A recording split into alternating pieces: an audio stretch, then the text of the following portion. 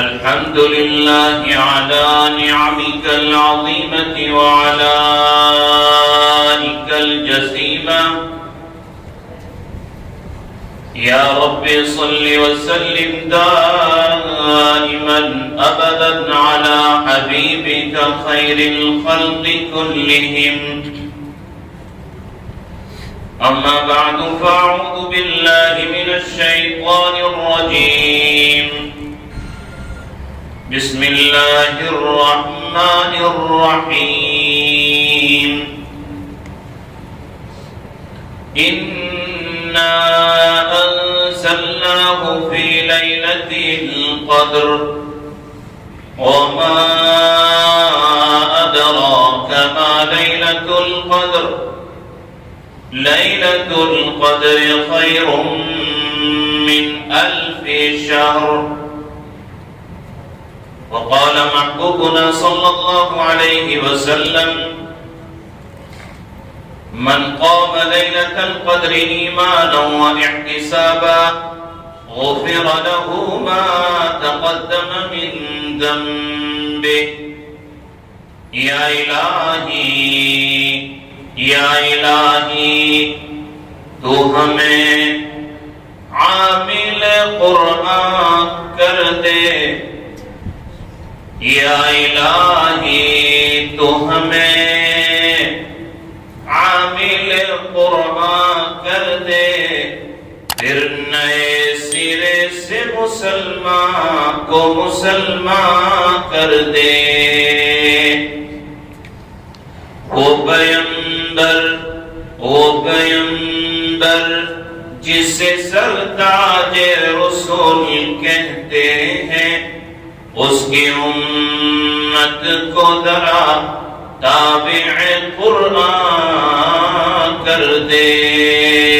بزرگان محترم، عزیز دینی بھائیوں، نوجوانوں، رمضان المبارک کا یہ تیسرا بہت ہی اہم اور بہت ہی قیمتی جمعہ ہے. دعا فرمائیں کہ اللہ تعالیٰ مجھ گنہگار کی زبان سے اللہ وہ کام کی بات اللہ مجھے کہنے کی توفیق نصیب فرمائے جو ہم سب کے لیے ایمان پر موت کا ذریعہ بنے. بزرگوں اور بھائیوں، ماشاءاللہ ہر مومن، ہر مرد، ہر عورت، ہر بچہ دنیا کے چپے چپے اور کونے کونے میں اپنی طاقت کے مطابق اللہ کو راضی کرنے کی کوشش کرنے میں لگا ہے. میں اپنی بات کو شروع کرتا ہوں ایک عجیب و غریب بات سے جس سے آپ کا ایمان تازہ ہوگا. ہارون رشید بادشاہ کے زمانے میں ایک بہلول مجنون اللہ کے ولی گزرے. ہارون رشید بادشاہ اپنا قافلہ لے کر گزر رہے تھے تو بازار میں دیکھا کہ بہلول مجنون بیٹھے ہوئے. پوچھا: بہلول یہاں کیا کر رہے ہو؟ بہت اللہ کے ولی تھے. آپ کا کام تو جنگلوں میں ہوتا ہے، آپ تو جنگلوں میں اللہ کی عبادت کرتے ہیں، بازار میں کیا کرتے ہیں آپ؟ تو بہلول نے کہا کہ بادشاہ صاحب میں لوگوں کو سمجھا رہا ہوں، لوگوں کو گناہ چھوڑنے کے لیے کہہ رہا ہوں، لوگوں کو اللہ کو راضی کرنے کے لیے کہہ رہا ہوں. کہا کہ کوئی فائدہ ہے؟ کہا کہ لوگ نہیں سمجھ رہے ہیں، اللہ معاف کرنے کے لیے تیار ہے. کچھ دنوں کے بعد بادشاہ کا بیٹے کا انتقال ہوا. بادشاہ لوگ قبرستان کب جاتے ہیں تو بیٹے کو دفن کرنے کے لیے قبرستان گئے تو انہوں نے دیکھا کہ بہلول مجنون قبرستان میں بیٹھے رو رہے. پوچھا: بہلول یہاں کیا کر رہے ہو؟ کہا کہ مخلوق اور خالق، انسان اور پیدا کرنے والے اللہ اور انسانوں کی صلح کرا رہا ہوں، سمجھا رہا ہوں. کہا کہ بازار میں بھی یہی کام کرتے تھے اور قبرستان یہاں تو کوئی انسان ہے نہیں، یہاں کیا؟ کہا کہ ہاں بازار میں وہی کام کر رہا تھا. مخلوق سمجھنے کے لیے راضی نہیں تھی، مخلوق گناہ چھوڑنے کے لیے راضی نہیں تھی، خالق معاف کرنے کے لیے راضی تھا. یہاں الٹا ہے، صاحب کشف تھے نا وہ تو قبرستان میں بیٹھے ہیں، بادشاہ سے کہہ رہے ہیں یہاں بھی یہی کام کر رہا ہوں. یہاں انسان قبر میں رو رہا ہے, خون کے آنسو رو رہا ہے معافی کے لیے, لیکن مالک نے اپنا دروازہ بند کر دیا ہے. پوری بات آپ سمجھ گئے ہوں گے, پورا رمضان کا خلاصہ آ گیا. میرے بھائیوں,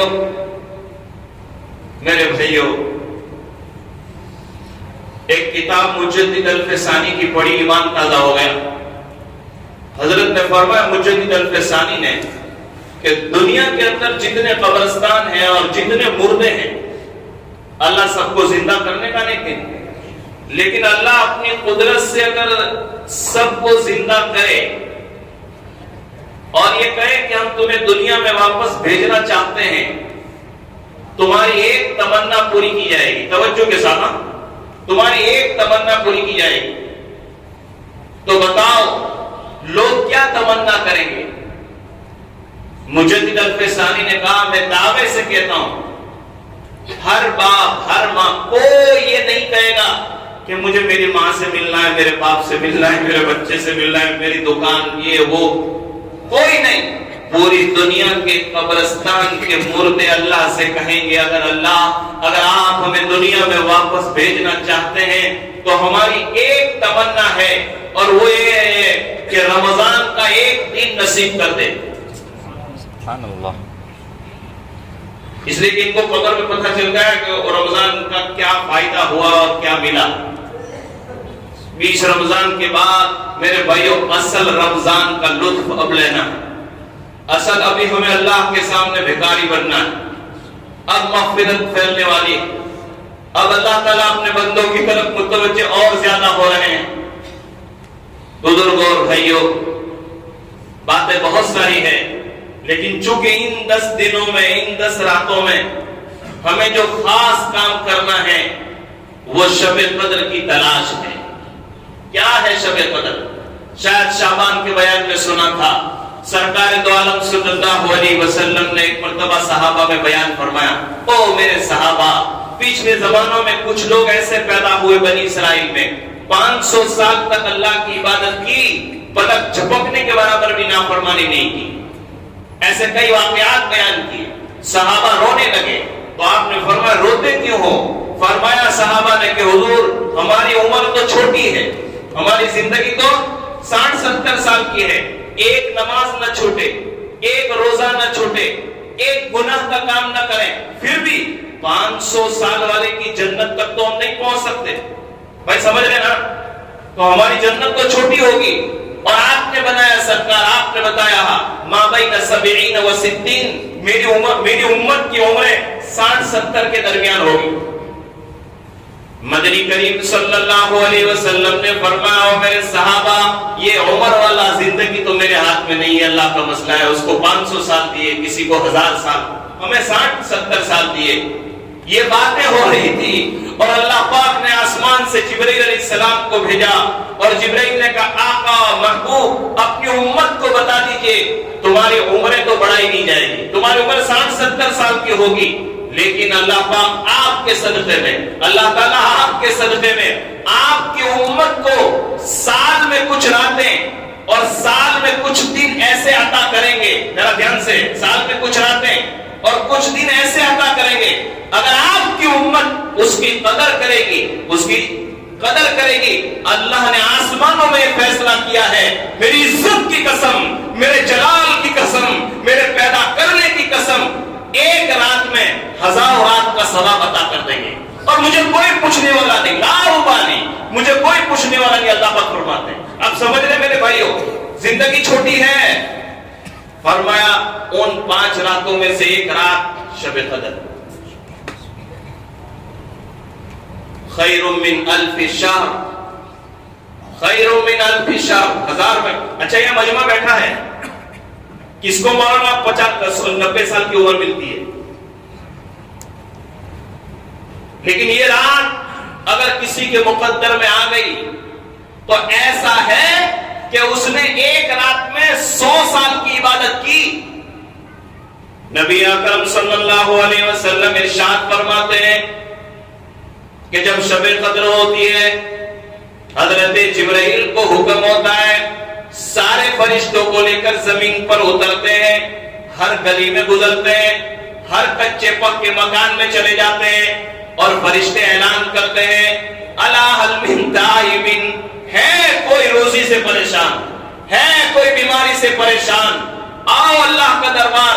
یہ فرمایا فرشتہ اعلان کرتا ہے، او لوگوں تمہاری دعاؤں کے صدقے میں، تمہاری عبادت کے صدقے میں اللہ نے تمہارے گناہوں کو نیکیوں سے بدل دیا، بخشے بخشائے اپنے گھر چلے جاؤ۔ عزیز بھائیوں، مجمع بہت اچھا توجہ کے ساتھ سن رہا ہے، دماغ میں ایک بات لکھ لینا، آج میری بہت توجہ کے ساتھ کہنے جا رہا ہوں کہ بھئی یہ رات کب آتی ہے؟ ایسے تو یہ پوری رات پورا سال کبھی بھی آ سکتی ہے، لیکن زیادہ تر اس کا رمضان میں ہونے کا امکان، لیکن آقا صلی اللہ علیہ وسلم نے یہ بھی فرمایا رمضان کی آخری 10 راتوں میں، اور آخری 10 راتوں میں بھی 5 راتیں، 21، 23، 25، 27 اور 29 آج کی رات سے شروع ہے۔ یہ تو جبرائیل علیہ السلام بتلانے آئے تھے کہ آقا وہ ہزاروں مہینوں سے زیادہ فضیلت والی رات ہم بتلانے آئے ہیں، لیکن 2 مسلمانوں کا جھگڑا ہو رہا تھا، فرشتے واپس چلے گئے کہ ان کو تو ضرورت نہیں ہے۔ مسلمانوں کے آپس کے جھگڑے کی بنیاد پر لیلۃ القدر کون سی رات آئے گی، کون سے مہینے میں آئے گی، اس کی تعین اللہ تعالیٰ بتلانے والے تھے، لیکن یہ اللہ کی حکمت ہے، یہ اللہ کا، علماء نے لکھا ہے کہ اگر اللہ بتا دیتے کہ یہ مہینے کی یہ تاریخ میں شب قدر ہے تو پھر کیا ہوتا؟ اگر اس رات میں خدا نہ خاصہ کوئی آدمی کوئی گناہ کرتا تو اللہ کا عذاب اتر جاتا۔ یہ اللہ کی حکمتیں ہوتی ہے۔ ان 5 راتیں 21، 23، 25، اچھا اس میں کیا کرنا ہے؟ عائشہ رضی اللہ تعالیٰ عنہ نے فرمایا اگر مجھے شب قدر میسر آ جائے تو میں کیا کروں؟ تو آپ نے ایک دعا بتائی تھی حدیث میں، ایک دعا کری، اللہم انکا عفو تحب العفو فاعف عنی، اے اللہ تو بہت معاف کرنے والا ہے، اے اللہ تو معافی کو پسند فرماتا ہے، مجھے معاف فرما۔ یہ دعا کرنی ہے، اور کوئی خاص عمل نہیں۔ آپ قرآن پڑھ سکتے ہیں، آپ دعا کر سکتے ہیں، آپ ذکر کر سکتے ہیں۔ اب بہت قیمتی بات لکھ لینا اپنے دماغ میں، کوئی مسلمان ان 10 راتوں میں جو بھی آ رہی آج سے اگر روزانہ 10 روپیہ صدقہ کرے، کتنا؟ خالی 10 روپیہ، تو ایسا ہے کہ اس نے 83 سال تک 10 روپیہ صدقہ کیا۔ نہیں سمجھ میں آ رہا ہے؟ اگر وہ ان 10 راتوں میں شب قدر تو کوئی نہ کوئی ہوگی، اگر 2 رکعت نماز پڑھی ان 10 راتوں میں روزانہ، خالی کتنی؟ 2 رکعت نماز، تو ایسا ہے جس نے 83 سال تک روزانہ 2 رکعت پڑھی۔ یہ تو قرآن میں خیر من الف شہر۔ اگر کسی نے آدھا پارہ پڑھا، 1 رکوع پڑھا، تو ایسا ہے جس نے 83 سال تک 1 رکوع پڑھا۔ اللہ اکبر۔ بھائی نیت کر لیتے انشاءاللہ، بس ختم، کامیاب ہو گئی ہماری مجلس۔ آج سے آپ کی طاقت 10 روپیہ، 20 روپیہ، 50، روزانہ رات کو عشاء بعد جاؤ، نیت سے نکال دو، مغرب بعد، عشاء بعد، ان 10 راتوں بہت عظیم، بہت مبارک۔ لیکن میرے عزیز بھائیوں، حضرت جبرائیل نے بتایا اللہ نے یہ کہا ہے پوری رات فرشتے زمین پر اترتے ہیں، مغفرتیں چھائی ہوئی ہے، لیکن کچھ بد نصیب ایسے ہیں، کچھ بدقسمت ایسے ہیں، وہ 4 آدمی بتائے ہیں شب قدر میں کہ اس مقدس رات میں بھی ان کی مغفرت نہیں ہوتی، کیونکہ وہ رات آج سے آنے والی، ابھی ہمارے پاس 10-12 گھنٹے ہیں، ہم کلیئر ہو جائیں۔ سب سے پہلا وہ گنہگار جس کی اس مبارک رات میں مغفرت نہیں ہوتی ہے، مدمن خمر، جس کو شراب پینے کی عادت ہو، اللہ حفاظت کرے۔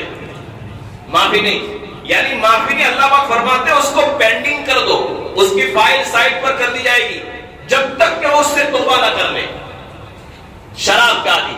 نمبر 2، ماں باپ کا نافرمان، عقوق الوالدین، ماں باپ کا نافرمان، کتنا بڑا گناہ ہے۔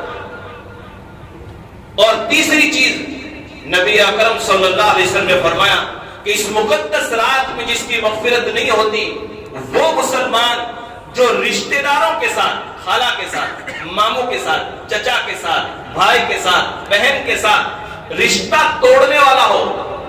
میرے بھائیو کیا حالت ہو گئی. ہم ہزاروں لوگوں کا تعاون کر رہے ہیں، بھائی پریشان. ارے اسلام نے بھائی کو زکات دینے کو کہا ہے. باپ بیٹے کو زکات نہیں دے سکتا، بیٹا باپ کو زکات نہیں دے سکتا، شوہر بیوی کو نہیں دے سکتا، بیوی شوہر کو نہیں.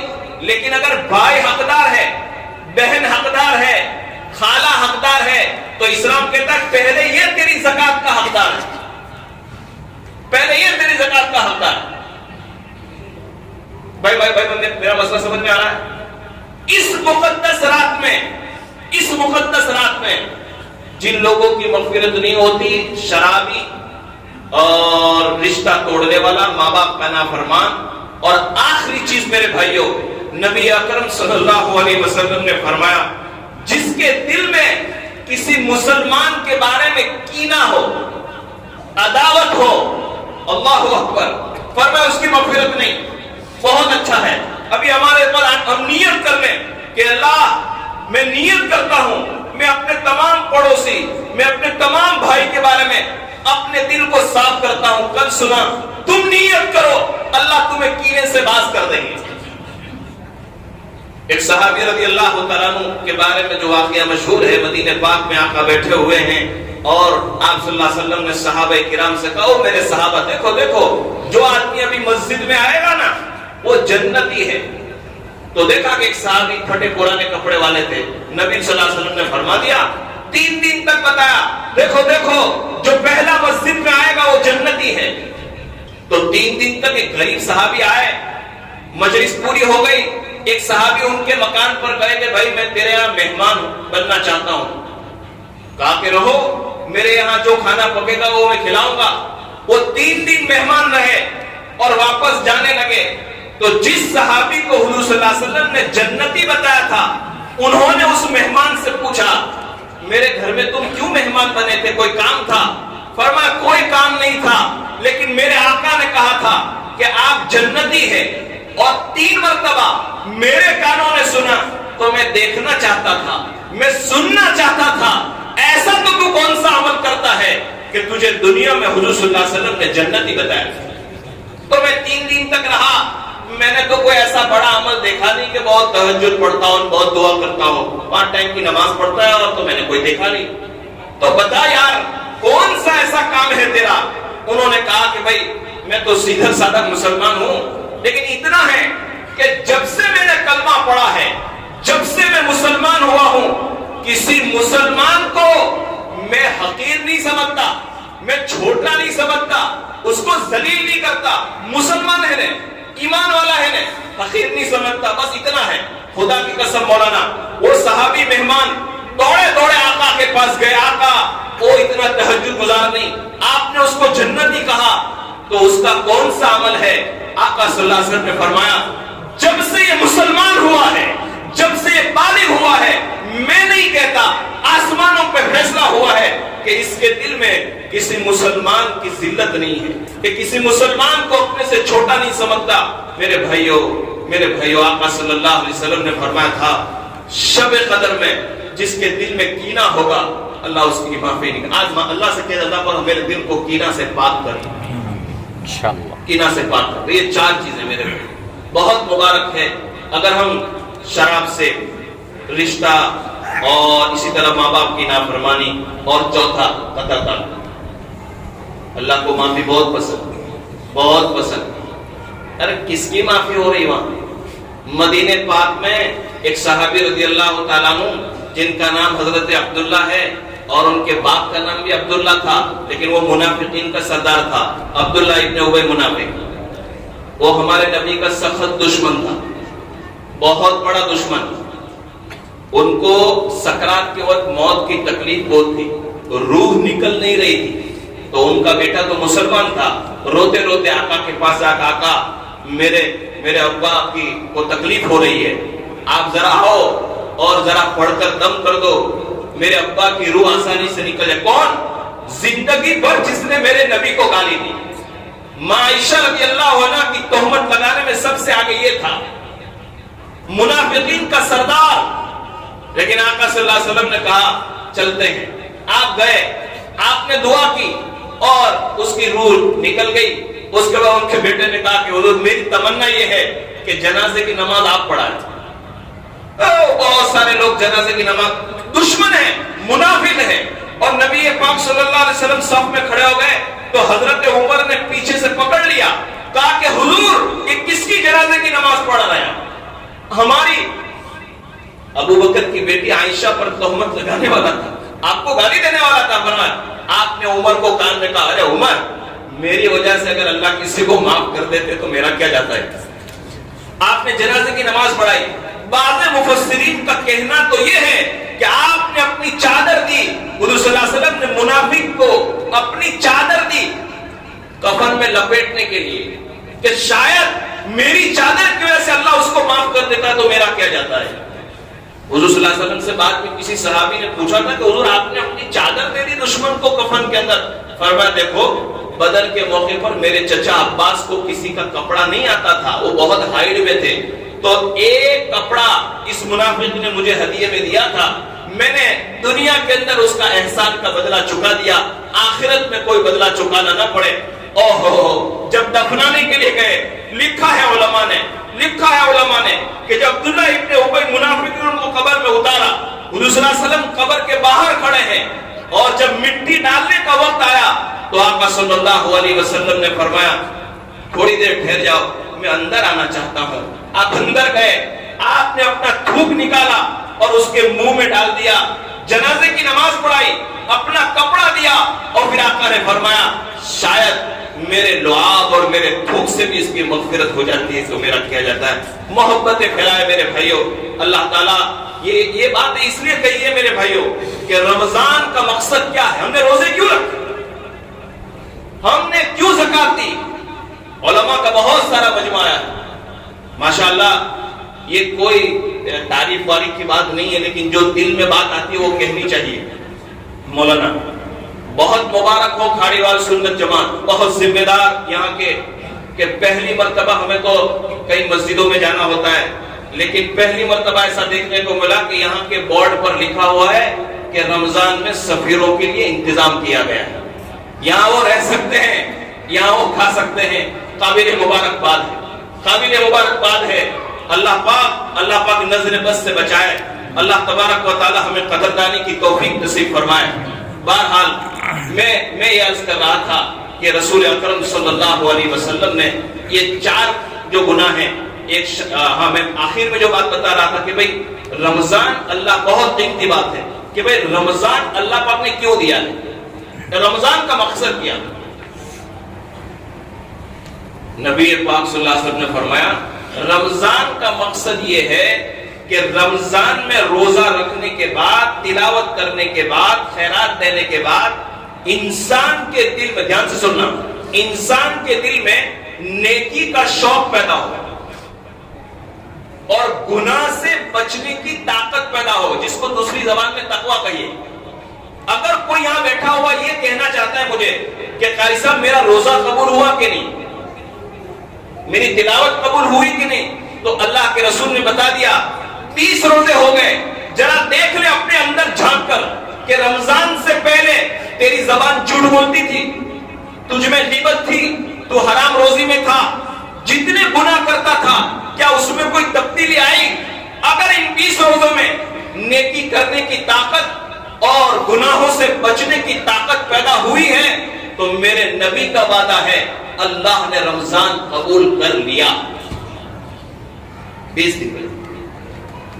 اور اگر نہیں ہے میرے بھائیوں ابھی بھی ہمارے پاس 10 دن باقی ہے، ابھی بھی ہمارے پاس 10 دن باقی ہے.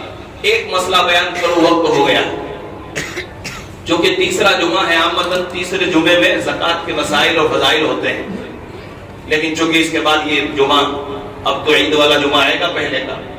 زکوٰۃ کے بارے میں ہمارا گمان یہ ہے کہ یہ مالدار پر فرض ہے، اور زکوٰۃ کا ایسا ٹاپک ہے قاری صاحب کہ رمضان کے بعد لوگ بیان نہیں کرتے کہ بھائی رمضان میں دینے کیے نہیں.